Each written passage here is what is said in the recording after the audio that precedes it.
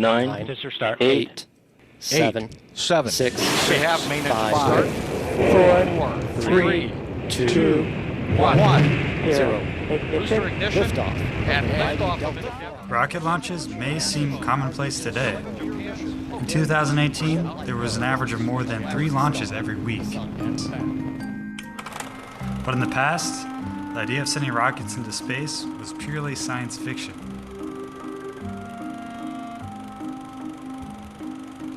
It wasn't until the early 20th century when a man named Robert Goddard tried to convince the world that space travel didn't have to be fiction.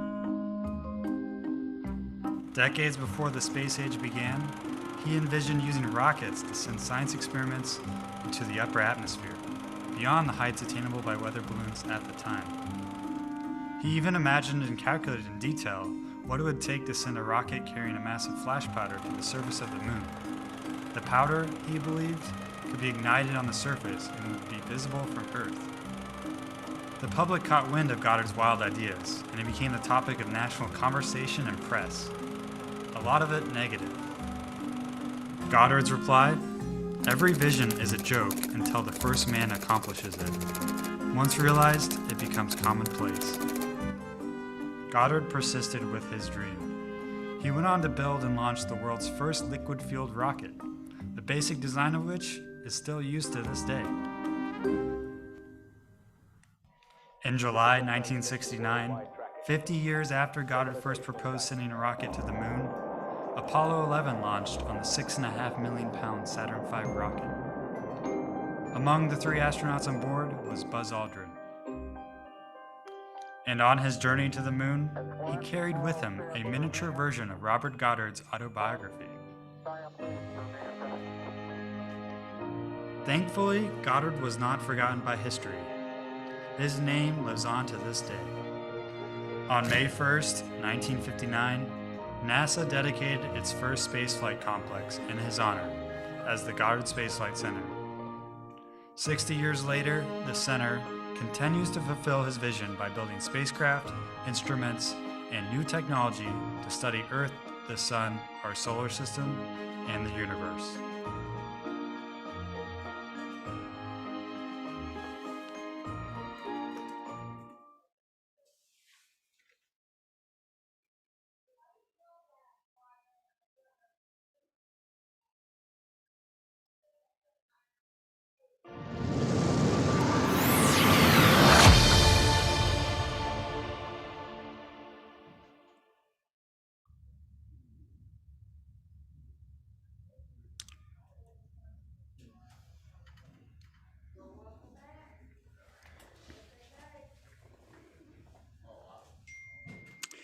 Greetings, everybody. This is Scott Roberts from Explore Scientific and the Explore Alliance, and I wanted to just give you guys some heads up on what's coming up with our Explore Alliance programming and things that we're doing with our mentor program.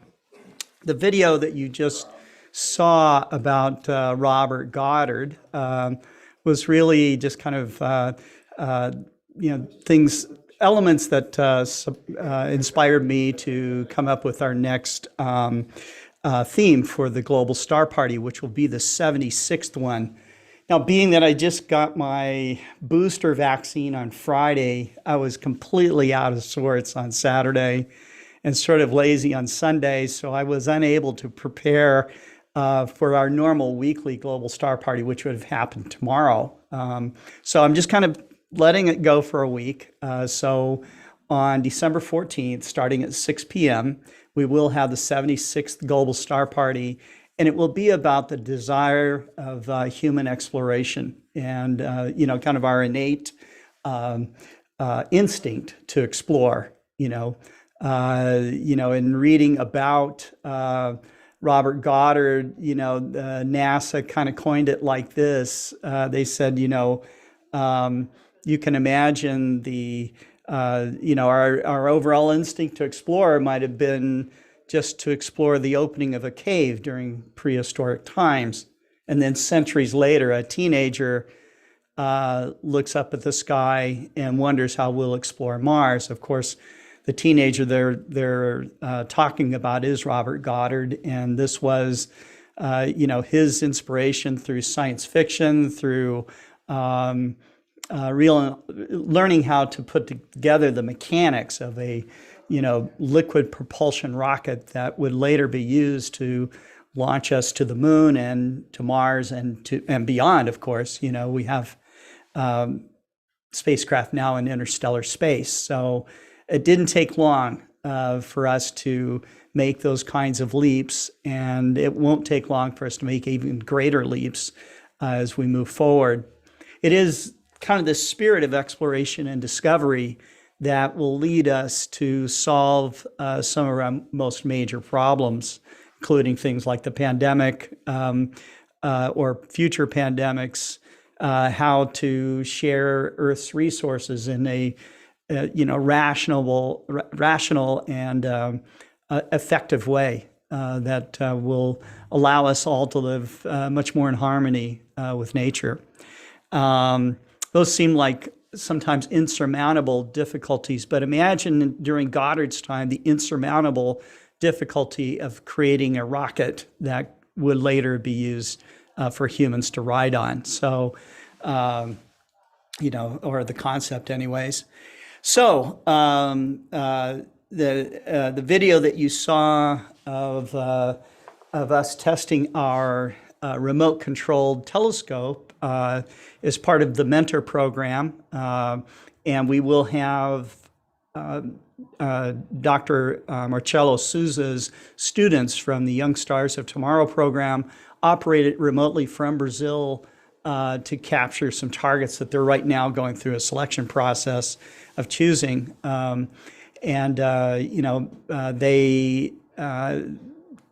have an amazing program. They're not resource rich down there, but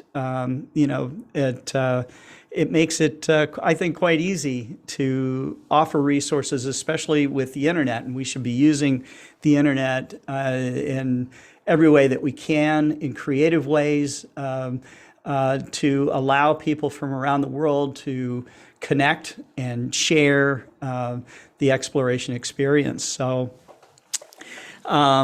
But I see Nicolina from Brazil is sending hearts and stuff, so that's great. Nicolina, thank you. Let me recognize some of the people that logged on today for this. We have Tarek from the UAE, Wal Voryan, I guess is. I'm sorry if I messed that up, but good day to you. Jim Norwood's on, Bergman Scooter. He says, hi from ground zero of Hurricane Ida. Wi-Fi still not reliable, but here for now. Jim Norwood, I showed part of that film clip with Robert Goddard, had the classic, movie where man traveled to the moon, and they showed the launch of a rocket train that crashes into the eye of the moon. He kind of cringes every time he sees that. Julian Parks from Rego Park, New York City, New York. Thanks for watching. Parth Dandekar is watching. Thank you. Greetings from India, he says. Gundeo Gundok 07, he says howdy from Florida. Howdy is the official greeting that we use here, or maybe the unofficial, I don't know. Wall says, is there technology to collect and or transport lava? Transport lava over a great distance? I have never heard of that, but, I've also never looked into it. Nicolina, of course, is watching. She says hello. So it's great to have you all on. If you did not see Nicolina's program before, you can certainly find it on one of our Explore Now programs. She was interviewed by Dr. Rosalie, who was at the JPL NASA facility making her interview. So that was very cool.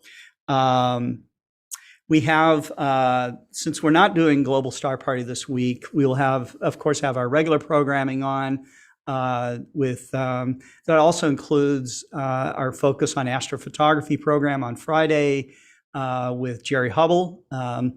and Tyler Bowman. So that the two in-house guys, but very knowledgeable guys that can share their insights and passion and techniques on astrophotography. We'll have Kent Martz will be back on. Annie Scarborough, who manages the Explorer Alliance, will be on as well. So it's still going to be a great program-filled week. And then we come back the following week, and we will have Global Star Party on the 14th, as I mentioned before, at 6 p.m. And I think that's it for right now. But I'm still kind of recovering from I got a Moderna COVID booster, which I'm glad I got. But every time I've gotten one of the vaccinations, it kind of knocked me down a little bit. First time I got it, knocked me down pretty good. Second time, a little bit better. The booster really just wiped me out for a day, but I was just, a little bit of a sore arm, slept most of Saturday, but I feel good. And just maybe about 90% right now, by tomorrow, the next day, I'll be back at 100%. So, and we thank all of you for watching and tuning in and sharing our programs and all the rest of it. We try to keep it educational and fresh for you to watch. And so if you guys ever have any advice or recommendations on what you'd like to see, or please let us know. We're not always able to get everybody that people recommend. We try to, but we have had I think a remarkable string of people to interview. So that was great. If you did not watch the Explore, not the Explorer Alliance, but the Astronomical League live program, let me share my screen here so that we can look at the Astronomical League's Facebook page. Let's see, here we are. And so right now, what you see is the Astronomical League featuring Matt Penn. This was a great lecture, talked about the Dynamic Eclipse Broadcast Initiative. This Matt Penn was the guy behind a program called Citizen Kate. Citizen Kate was a string of observers making images and video across the United States as the great eclipse of the 2017 great eclipse occurred. And Citizen Kate has some assembled data now that you can watch, but it's really incredible to see, the sun in its natural total eclipse, and all the movement of the atmosphere around it and flares and stuff. So it actually was kind of a slow moving kind of thing for the data that they have right now, but they still have tons of data that they have to update. But that's that program. So you can see it here. The Astronomical League's page looks like this. So you would go facebook.com/Astronomical League. Let me put that into the chat. Here you go. And that'll take you straight to it. Of course, we're broadcasting live there right now. And then the other program the other thing I'd like to show you was this beautiful, let me click on this. This is a beautiful image of the December 4th total eclipse over Antarctica. And so this was really, really cool. I don't know if there's more to show of this, but it was submitted by Caitlin Beldia. And so I'm still learning about this person, but great image. And for those of you that bit the bullet and paid to go on this amazing bucket list experience, congratulations to you. So I think that it was, seeing an eclipse like this is just beautiful. And these are just other images, but this shot by Caitlin is really amazing. So, and there's another one. So, that's that. And we will. I have to be on QVC at 4:00. Normally, I would have this show on at about 4 p.m. Central. So if you're a QVC watcher, you can see me live on QVC2 at 4:00 Central Time or 5:00 Eastern Time. Until tomorrow, when we bring back Jerry Hubble on the Open Go-To Community Live, we will see you. We'll see you later. Okay, and you guys keep looking up and stay safe out there.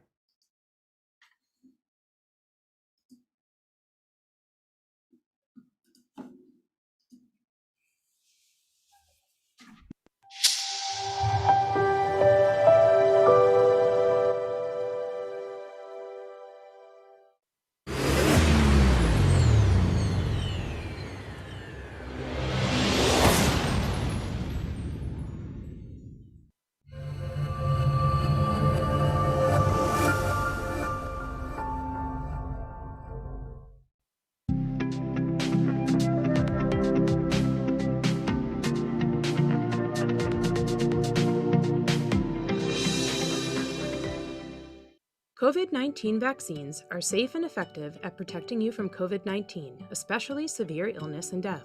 Vaccinated people are far less likely to be hospitalized or die because of COVID-19, including the Delta variant.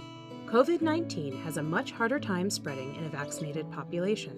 When more people are vaccinated, we are all better protected against COVID-19. Even if you're young and healthy, it's still important to get vaccinated. Vaccines can help end this pandemic. To get the most protection, make sure you get all recommended doses of a COVID-19 vaccine. Getting vaccinated helps protect you and others from COVID-19.